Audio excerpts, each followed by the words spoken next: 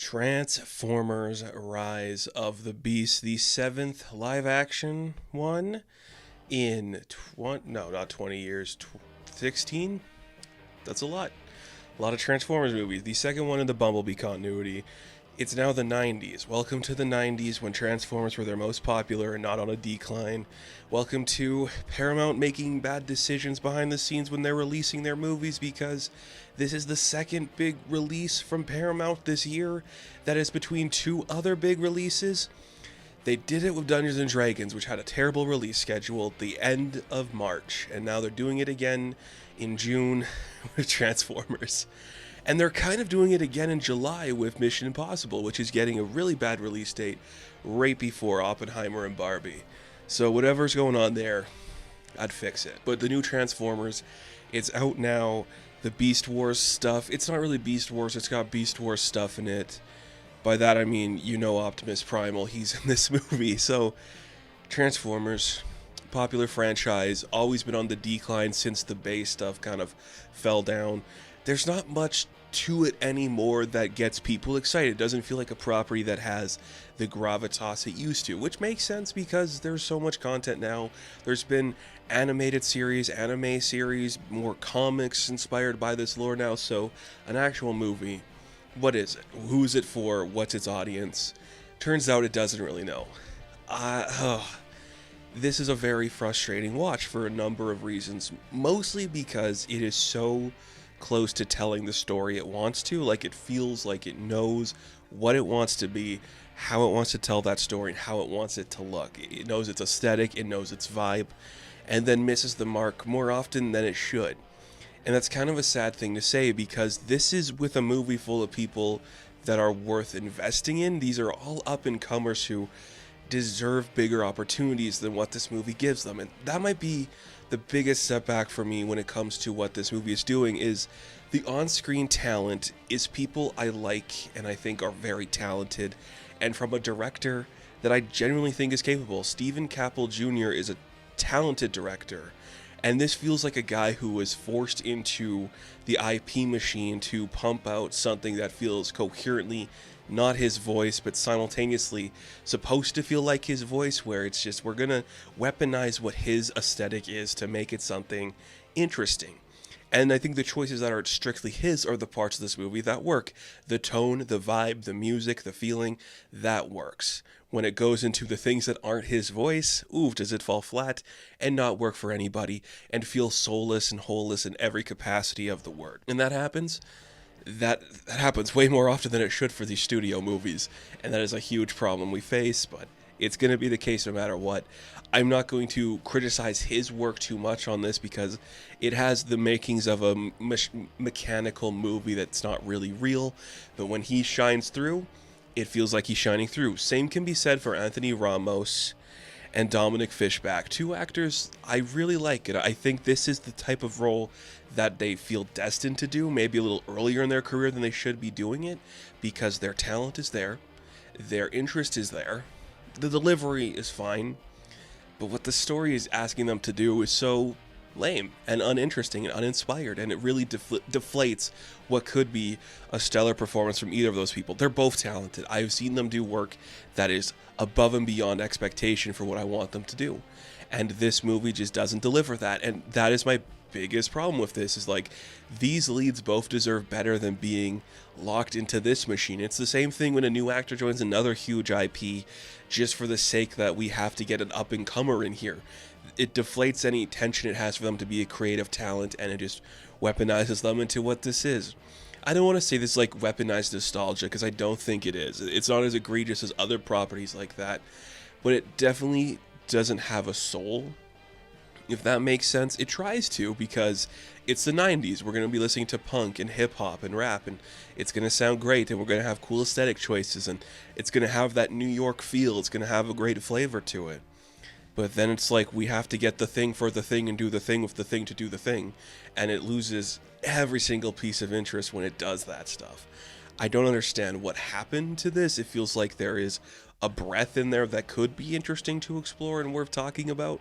It just loses it completely, which sucks, because I want the director and the two leads to do better stuff than what this movie asks of them, which really does suck. But I guess we're not here for the humans. We're here for the Transformers, which once again is deflated because we have the human storyline to deal with, which is so on the nose. But hey, do you like the Maximals? I'm sure a specific audience out there does. Remember when we did the original movie in '86, we had the new generation show up, and they were like, that's over. Now it's time for bad CG and a Gorilla Prime. And that's what we do. And this movie's like, we could do that too. So it does. This is a Unicron-led story, which is insane to do for what's essentially your first outing in a Transformers new universe. I know it's not, because technically it is in the Bumblebee universe, which is only mentioned because it's like, I know Bumblebee, you met that one nice person one time, which is a great way to deflate any idea of what you could do. And it's just kind of lazy in that capacity as well. So it's like, yeah, here you go. It's how Bay handled the Dinobots, where it's like, they've just been here. They've been here for a while. They're here now. Something awoke in them, and now they're here, which is fine. I mean, what more do you really want from the Maximals? I mean, the backstory, the lifeline, what they could do, it's not grandiose in any capacity. There is stuff there, there is depth there. I'm not the Beast Wars guy, so I can't tell you what that is wholeheartedly, but there are people that like that, and when they see this, I don't know if it's going to be the interpretation they are hoping for. It's not bad, because Optimus Primal looks great. He's probably the best rendered design out of all of them. Cheetah looks good too, and Air Razor looks pretty fun in Rhytops. It's fine. The Rhino doesn't get anything to do, which kind of sucks, and they don't use Rat Trap, who's my favorite Beast War adjacent Maximal character, just because it's a big rat, and I like that. But cool. I can't be mad at a movie that gives me a giant robot gorilla swinging through a jungle. Even if I think the movie fails on every other level, that is still something I visually want to see in front of me. And I saw that. And there's a sequence where they turn into their big hero moment, and it looks cool, and it's awesome. And the last arc is kind of good. Like, the last act actually works for a lot of it, and then it just doesn't. It's so weird. Again, it has that vibe of something that both wants you to feel nostalgic while giving you something new to a property, and it doesn't blend those perfectly.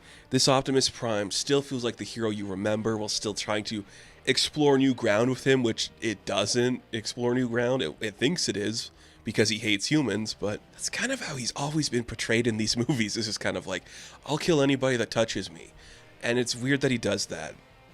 Once again, Bumblebee can't talk, which is a problem I just have personally, because it's the most lazy use of, we can have a sound that you're familiar with speak for the character, and doesn't do anything. But there are some new additions that do work in terms of the Transformers themselves. Pete Davidson does surprisingly hold together as Mirage. Like, the voice is instinctively his. You can tell from the very second he opens his mouth, he uses his afflictions on words, the way he sounds, it's him. And it's fun. Like, that is what you need to do for today's audience, is get that person in there. The one that did surprise me was Liza Koshy doing RC, because why is she doing RC? You know, I don't hear her voice when she does that, but I guess it makes sense. Michelle Yeoh doing Air Razor 2 was just a treat. Like, the scenes where they just have, here's a robot bird talking to you, is very impressive and makes me smile. And then it's just like, well, what she's talking about actually kind of sucks, because they have to get like a specific key that they took out of the place they hid it, and they hid it in a different place, but Scourge can still find it. It's very convoluted, and it's that Transformers trap where everything needs a magical spark or stick or whatever to do another magical thing. It falls into that trap way more often than it should, and this one is no exception. It also falls into the trap of, we have to go to an exotic location, and we're going to have connections to that exotic location, and we're going to have two leads that aren't familiar with this world, but the world at large is familiar with this world. It should make me smile more, because the designs look better, the action is coherent, there's better music and style to it, but everything is just missing the mark completely. It fails to capture any real voice. It fails to feel like a good interpretation of this battle. I can always watch a giant gorilla swinging through a jungle though, but that's not going to save me from what this movie accomplishes, and that's utterly nothing. The leads deserved better. The script well, there's 5 writers on it, needed another few passes. And the directing tries to peek through something original and wholehearted, but it really doesn't. It's another one of those Transformers movie that thinks it's doing something new to the genre and trying to capture a new light to it. But it's not. It is just aesthetically different than how the Bay movies looked, but plays into all the same faults of those past ones, which is a real damn shame, because we could have had something cool here. I don't know if the box office is going to be super strong to garner another one of these either, so that's going to be its own set of problems too, because I don't think it will. I don't think these franchises have legs like they used to, which leads me to the problem with the post-credit scene. I'm not going to spoil it for you, but what they're trying to set up in that post-credit is not something that today's audience gives a fuck about. And they shouldn't attempt it because it's for nobody and will make nobody happy. But if you liked this, I get it. It's got big robots doing good action, but nothing else is really interesting. And if you're just there for the robots, sure, that's fine. But when I know that this universe can deliver on the lore aspects and on the human characters, I'd like to try that a little bit more. There's good music, good fun. It jerks itself off the Bumblebee a little too much for my liking, but what do you expect? That is what the audience wants. That is what they desire from this movie. It ain't Beast Wars, it's just the rise of the beasts, and that's something to say. So, yeah. What are we really doing? Nothing new, it's just kind of easier on the eyes. And sparingly, because I do think the Bay movies have better visual effects. They're just clunkier and junkier, and shot terribly and edited poorly. But they do look better, though. So, Transformers Rise of the Beasts, the first in what's supposedly a new trilogy that will never come to light. I'm guaranteeing you, it's not. I'm going to give a 5 out of 10. Now, thank you all for watching this review. Be sure to like and subscribe to the channel. As always, you can check me out on Instagram, TikTok, and Twitter. And as always, I will catch you in the next one. Have fun. Stay safe. Good luck.